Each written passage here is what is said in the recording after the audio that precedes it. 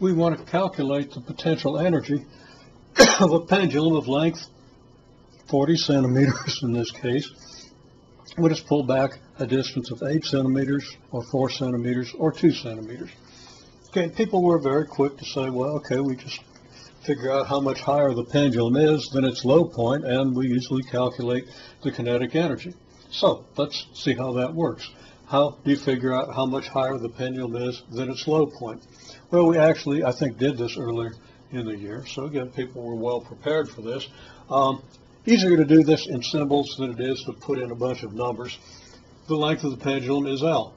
If we pull it back a distance x, now there's some ambiguity in the statement. What do we mean by the pullback? Well, that's how far the pendulum is from the equilibrium line, not how far it moves from its low point, which would be presumably here, the equilibrium position, along this line here, which makes a certain angle with horizontal, but just horizontally from the equilibrium line.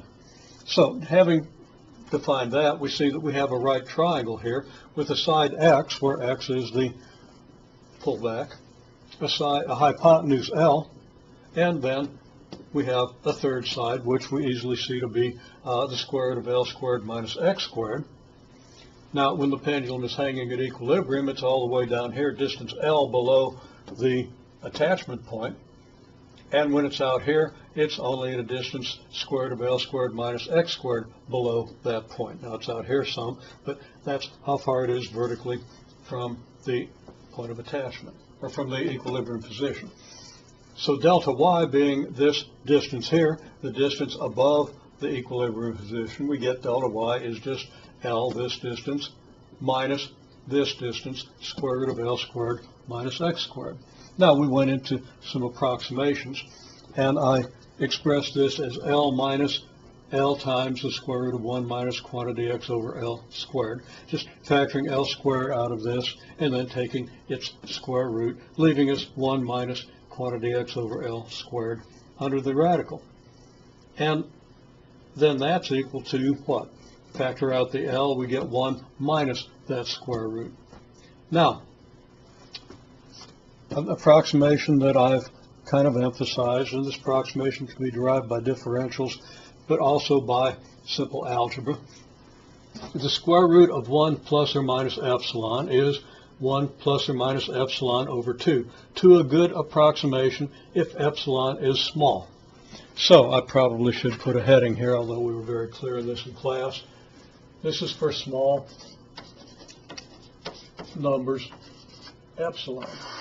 Numbers that are a lot smaller than 1. And we can be more specific about that, but you get the idea. We prove this one easily. If we square both sides of this, we get 1 either, we get 1 either plus or minus epsilon on this side. On this side, squaring the binomial, we get 1 either plus or minus epsilon over 2. Plus or minus epsilon, square the binomial, you'll see how that works out. And then plus the square of epsilon over 2. And that's going to be epsilon squared over 4. Now, even without the division by 4, if epsilon is a very small number, then epsilon squared is kind of not a doubly small number, but kind of not exponentially small.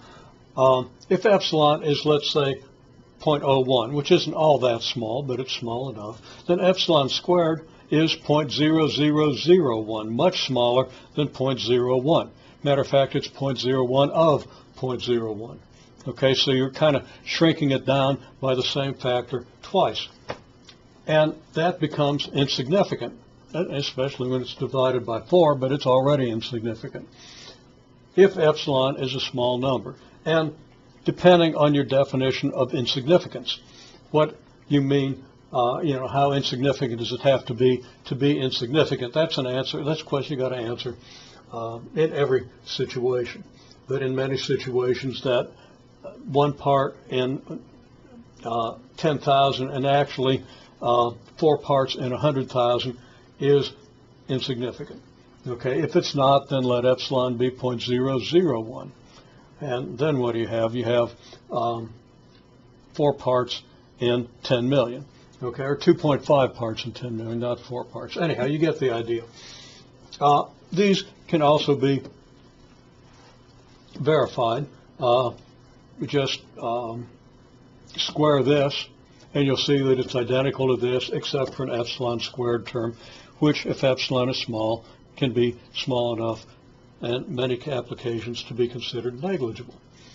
And in this one, multiply both sides by 1 plus epsilon, or 1 plus or minus epsilon, times the 1 minus or plus epsilon. You get 1 minus epsilon squared. So 1 equals 1 minus epsilon squared. If epsilon is negligible, that's an identity. Now I've got equal signs here, and I should have something to indicate that those are approximations. This is a specific one we can use in this case.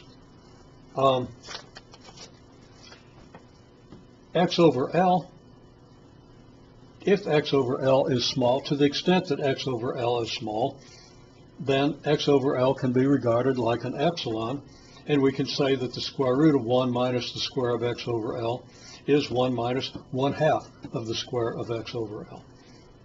Now, if that approximation is valid, to the extent that approximation is valid, this simplifies then to just X squared over 2L. 1 minus 1 is 0.